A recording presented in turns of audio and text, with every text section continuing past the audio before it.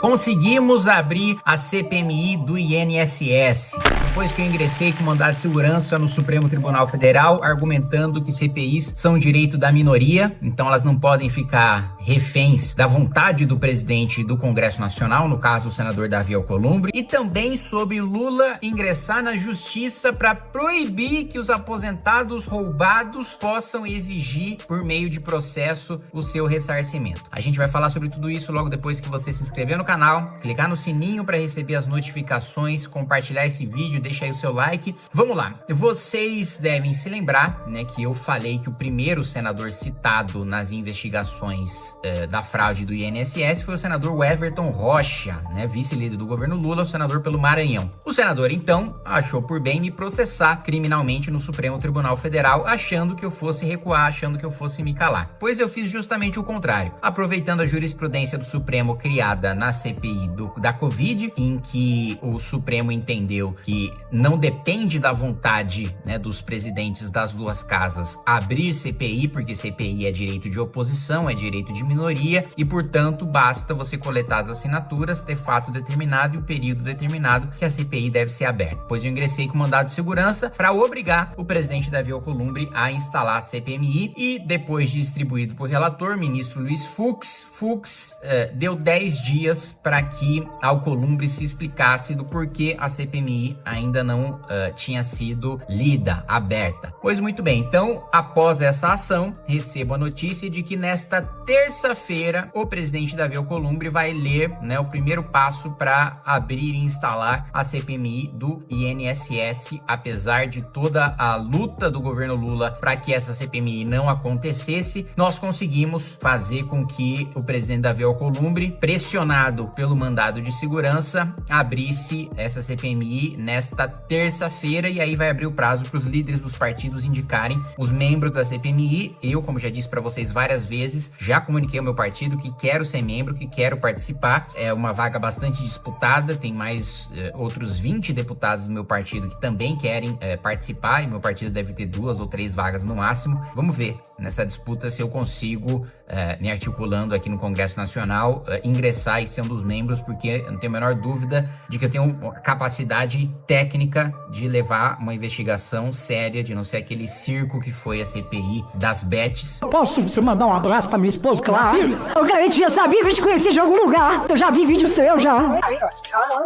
Federal, e fazer uma investigação de fato, ouvindo todo mundo que tem que ser ouvido, colhendo os testemunhos, quebrando o sigilo, fazendo buscas e apreensões, indiciando todos aqueles suspeitos. E aí, meus amigos, claro que nós não poderíamos ter um vídeo meu sem uma notícia ruim, né? Afinal de contas, a maior parte dos meus vídeos são sobre notícias ruins, porque nós estamos sob o governo Lula e sob uma série de decisões, né, abusivas do Supremo Tribunal Federal. Pois bem, Lula ingressou com um pedido no Supremo Tribunal Federal por meio da Advocacia Geral da União, né, que vocês devem se lembrar, é comandada pelo Jorge Messias, o Bessias, que foi o emissário para levar o termo de posse para o Lula assumir o Ministério da Casa Civil no governo Dilma II e fugir da Lava Jato, coisa que não deu certo. Mas Messias foi privilegiado por isso, né? Foi premiado. Então ingressou no Supremo Tribunal Federal com uma ação para que todas as ações movidas contra a União por aposentados e pensionistas vítimas de estelionato sejam suspensas por meio de uma liminar. E aqui me dói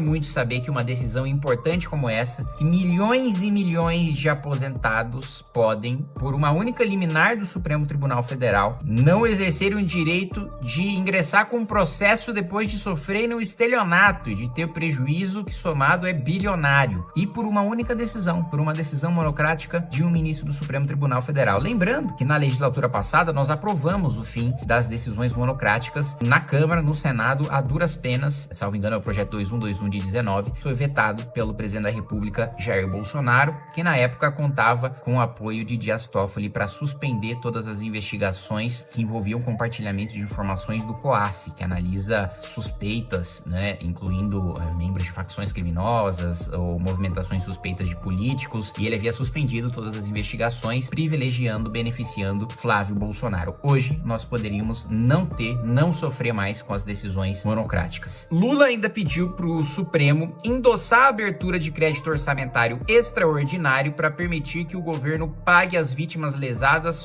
fora das regras do arcabouço fiscal. Com isso, os gastos não são contabilizados nas metas estabelecidas por ele por 25 e 26. Dois absurdos aqui, tá? O primeiro absurdo é sair das regras fiscais. Assim, sair das regras fiscais são para situações não apenas extraordinárias, são assim excepcionalíssimas. A regra fiscal, ela deve ser bem desenhada para que mesmo em momentos em que aconteçam coisas inesperadas, mas não catastróficas e excepcionalíssimas, como assim um furacão, né, um alagamento de um estado inteiro, como aconteceu com o Rio Grande do Sul, né, um desastre, um caso de guerra, né? A regra fiscal deve ser bem desenhada para que haja sobra de recursos em caixa para casos de necessidades não previstas inicialmente no orçamento. Então, o primeiro ponto, isso significa mais inflação, mais taxa de juros, mais endividamento, porque toda vez que a gente sai da regra fiscal, e ainda mais a regra fiscal frouxa do governo Lula, que se a gente ficar dentro dela já é um desastre, sair fica pior ainda, a nossa situação econômica piora, nosso endividamento aumenta. O outro absurdo, pedir para o Supremo o crédito extraordinário. Peraí, crédito extraordinário se pede para o Congresso Nacional. Se você quer que isso não conte, que isso esteja fora do arcabouço fiscal, você tem que pedir essa excepcionalidade para o Congresso Nacional. Não é o Supremo Tribunal Federal que tem que decidir o que fica dentro e o que fica fora das regras fiscais. Se concede, se não concede crédito extraordinário. Isso é competência do Congresso Nacional. Mas, infelizmente, nós já temos aí um precedente do ministro Flávio Dino, em razão